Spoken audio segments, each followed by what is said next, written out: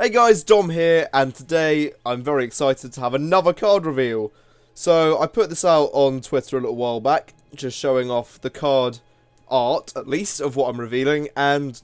if you actually pay enough attention, you can tell that the actual architecture in the background is quite clearly from a certain part of Cyrodiil, and by a certain part I mean Skingrad, and there's blood on the floor and a shadow of someone about to stab this dark elf, which has clearly been led by a trail of blood, which is basically my way of saying that this card is based off the best quest in all of Elder Scrolls, and it's called Who Done It. Now, for those of you genuinely interested in the lore of this card and haven't played Oblivion, Who Done It is a quest where you get invited to a house party with a bunch of kind of rich people, an ex-veteran soldier, and basically your job is just to kill all of them because they think they're looking for a treasure chest, but there isn't any treasure whatsoever. And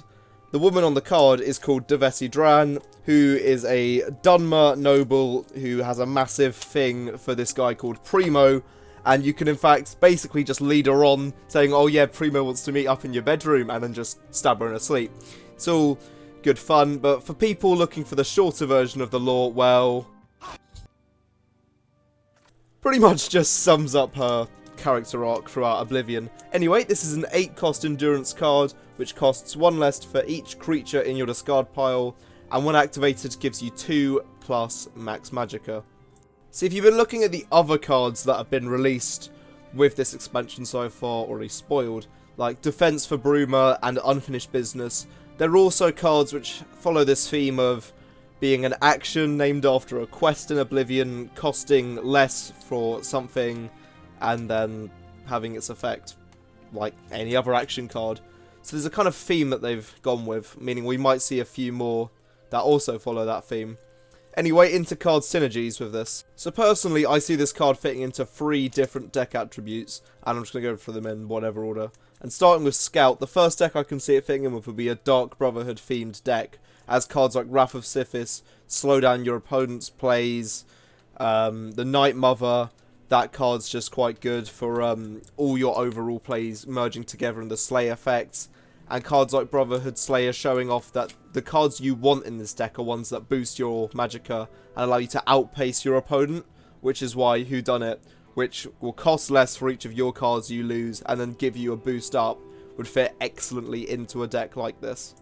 Sticking to the theme of assassins, but different organisations, Moragtong Aspirant would be excellent with a card like this, as it summons so many copies if you play it correctly that it would lower the cost of Whodunit by a lot, allowing you to go into bigger plays such as Hulking Scalen and Nest of Vipers, which would be your endgame plays in a Scout deck, with agility cards that is.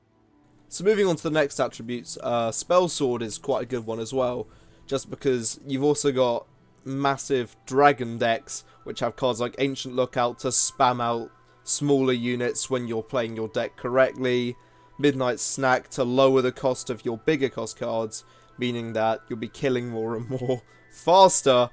and then with cards like Whodunit, that opens you up to the big bosses like Alduin, Paarthurnax, and some others. Also, Spell Sword has a lot of those Imperial Swarm decks, which just have a lot of amazing cards for lowering the cost of this, such as like Scouting Patrol, Strategic Deployment,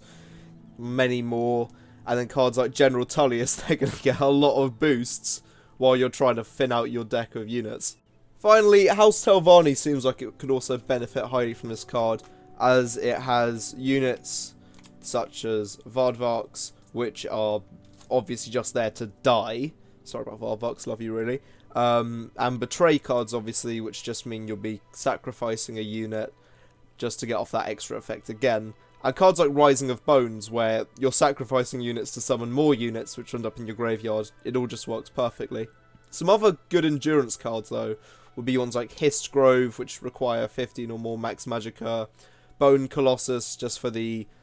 putting units in your graveyard, as it summons a lot of them, and Pureblood Elder, because that becomes a complete and utter beast once you reach 18 or more max magicka.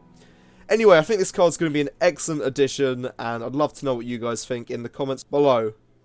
Other than that, the expansion comes out on October 8th, so not long now. If you enjoyed the video, please like and subscribe, and a huge thank you for this card reveal, as it's based off my favourite mission of all time in Elder Scrolls. So yeah, hopefully I'll see you next time.